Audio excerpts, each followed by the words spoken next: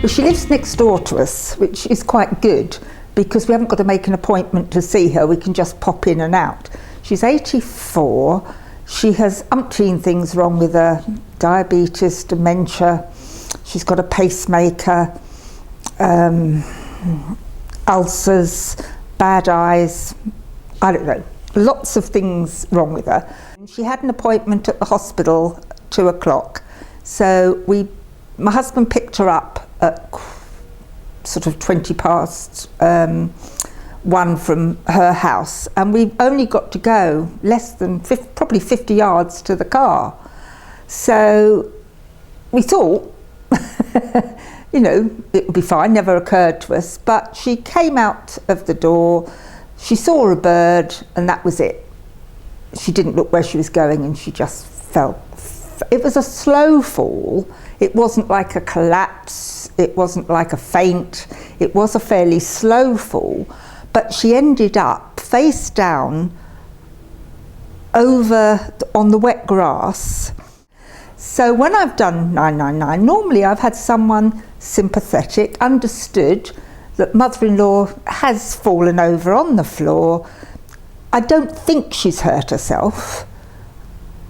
I don't think she's bleeding, but I can't see underneath. But because she's she's on warfarin, she could actually have internal bleeding that we wouldn't know because we're not qualified to know whether she's got internal bleeding. If she'd sort of bashed herself somewhere, then she may have not external bleeding, but internal bleeding. So we've had normally very helpful people. I've explained the system. I think I'm quite clear. I don't think I'm a drama queen. I don't hysterical down the phone. I explain where we are. I tell them where to come in. He gave me no confidence that he was really listening to me. I think we did have a bit of a problem with my mobile phone signal disappear and come, so he perhaps didn't catch all my answers. But I felt lack of confidence that he was listening. I felt he was going through a script, but he couldn't honestly care whether she was bleeding or not. It didn't sound as though, you know, normally when somebody says, well, is she bleeding or is she breathing? Not, I don't know how I can say it again, but is she breathing?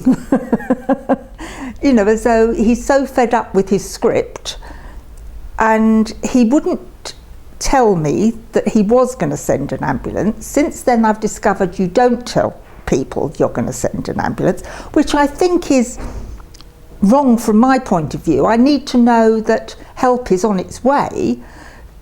We'd only just finished the conversation and the ambulance arrived.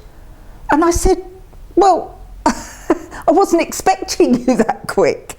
Well, we were greatly relieved and they were brilliant.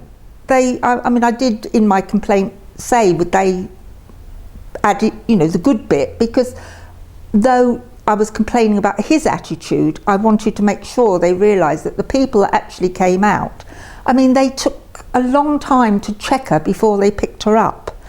And then they take her blood pressure lying down, they take her heart rate, they watch her breathing, and then they sit her up, and then they assess her again, and then they got her indoors. They did all the checks, they did it all, they were fine, but I just felt at the end of it, why have I gone through that 20 minutes of grief with this man who obviously had no idea what I was having to deal with, you know, my end. So that was it. But as I say, I was very impressed with your response. I sent in the email, I got a lady phone me, that it was that day or the next day, saying that it would take so many days to listen to the phone call and she'd let me know what happened. That was very efficient. The reply came through that what had been suggested to this gentleman, that I think he wasn't that helpful.